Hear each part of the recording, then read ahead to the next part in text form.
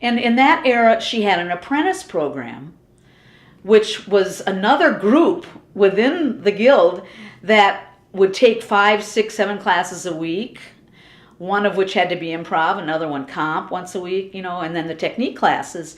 And at the end of the year, they did their own concert, under Nancy's tutelage, but they did their own choreographies. Some were really good shows, some were not so great, but that's as students evolving, Why did Nancy think it was so important for all dancers to study composition and to do studies or choreo? Right. Well, in part of that process, the improvisation thing came first.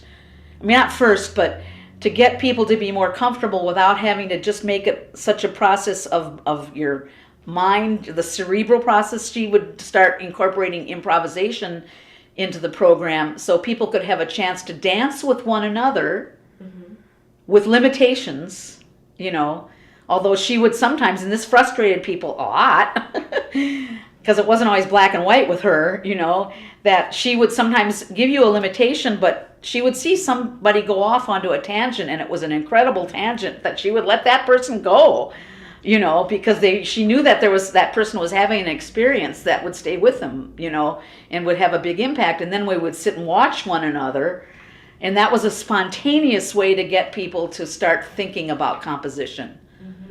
And then it became a more disciplined thing when they got into comp classes, and you would give problems and you would do studies and all that kind of thing, and you would criticize one another's studies.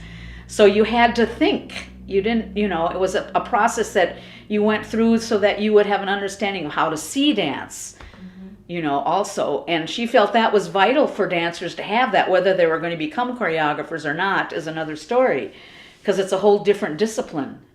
And back then, improvisation was an unknown thing. I mean, not many people were doing improvisation, but we did it on a regular basis. But she felt that improvisation was more of a tool.